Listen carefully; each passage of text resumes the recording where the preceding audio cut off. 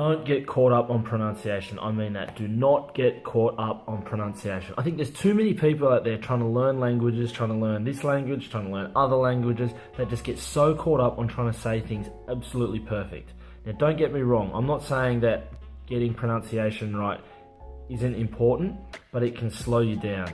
I would rather learn 100 words and say them all incorrectly, but I'd rather learn them. I'd rather learn what they mean, what context to say them in, when you should say them, when you shouldn't say them, how they're supposed to be used in a sentence properly, and then over time I'll start to learn how to say those properly. Once a month I might do an audit on myself. I might write all these words out and go, well, am I actually saying that right compared to this, compared to that? Now, I would much rather do that than spend that same amount of time trying to learn, say, 10 words or 20 words and trying to say them exactly right. Because A, I'm probably not going to get them right anyway, and B, there's what we call an opportunity cost in spending your time doing that. That the opportunity cost is those other 90, 80, 70 words that you could have learned.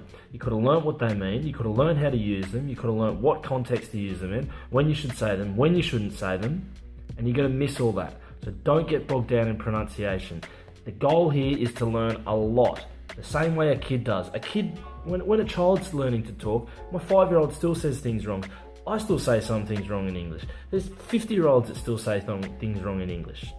It's a lifelong journey learning how to pronounce things and learning how to say things properly. But as a child learns, they're getting this bulk of information. They're getting bulk words, sentences, all these things getting crammed into their little head. That's what you need to do. Focus on building and learning as much as you can as possible, and don't let the pronunciation hold you up.